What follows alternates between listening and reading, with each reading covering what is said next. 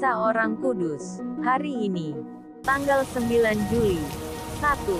Santa Veronica dari Binasco. Perawan.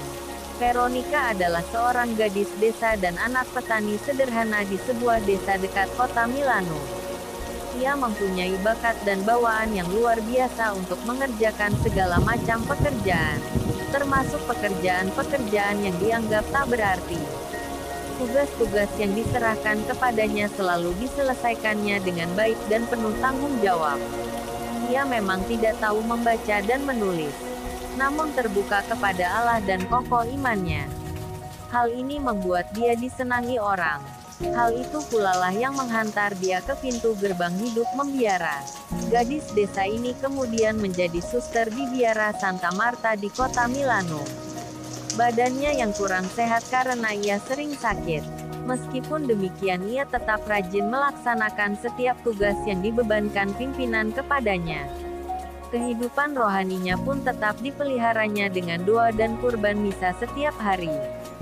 Semboyan hidupnya sederhana. Saya akan terus bekerja selama saya masih sanggup dan selama masih ada waktu. Cita-citanya yang luhur untuk mengabdi Tuhan dan sesama setulusnya mendorong dia untuk melakukan setiap pekerjaan dengan wujud yang murni. Ia tampak sabar dan tabah serta ramah kepada rekan-rekannya. Kebiasaannya merenungkan sengsara Kristus memberi dia penghiburan dalam semua pengalamannya yang pahit. Akhirnya ia meninggal dunia dengan tenang pada tahun 1497.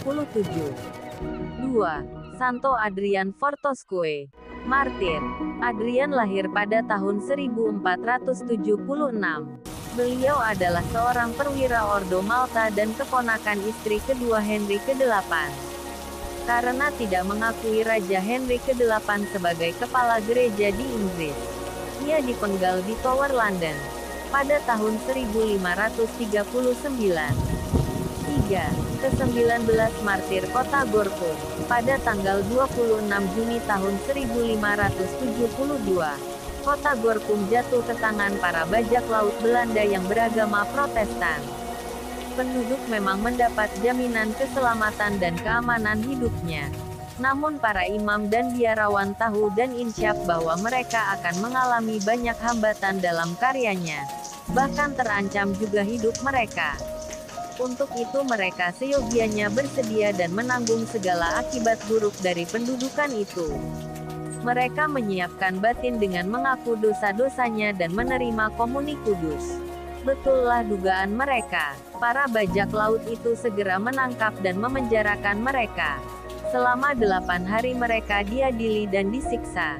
Di antara mereka terdapat 2 orang pastor Gorkum, yakni Pater Leonardus Vecel dan Pater Nicholas Popel. Bersama mereka ada juga 9 orang imam dan 2 orang bruder ordo saudara-saudara Dina Santo Franciscus, di bawah pimpinan Pater Nicholas Piek. Beberapa hari kemudian ditangkap lagi Pastor Johannes, seorang imam Dominikan di sebuah desa tak jauh dari Gorkum, seorang imam dan 2 orang bruder tarekat Santo Norbertus. Pada tanggal 6 Juli para rohaniwan itu dibawa dengan kapal ke kota Brielle. Sepanjang perjalanan mereka terus disiksa dan tidak diberi makan.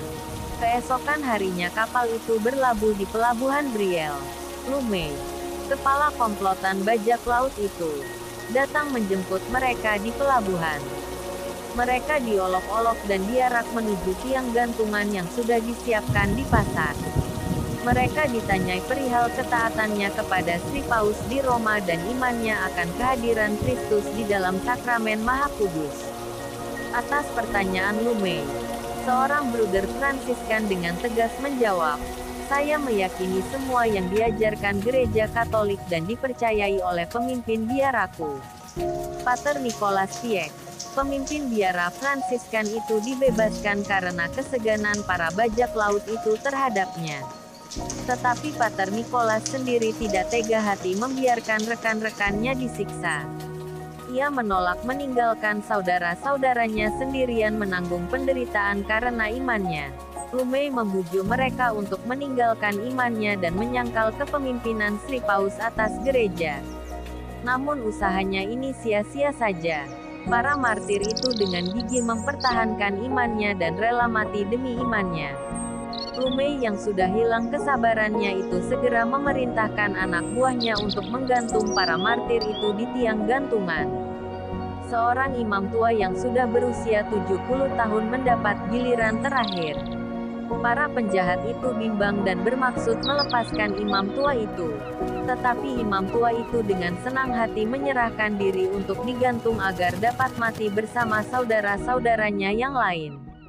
Demikianlah ke-19 martir itu menjadi korban kebencian kaum Protestan Calvinis Belanda pada tanggal 9 Juli tahun 1672. Karena imannya akan kehadiran Kristus dalam sakramen Maha Kudus dan kesetiaannya kepada Sri Paus di Roma sebagai pemimpin gereja. Santa Veronica dari Dinasco, Santo Adrian Portosque, dan ke-19 martir kota Gorkum. Doakanlah kami. Kak Carla Channel.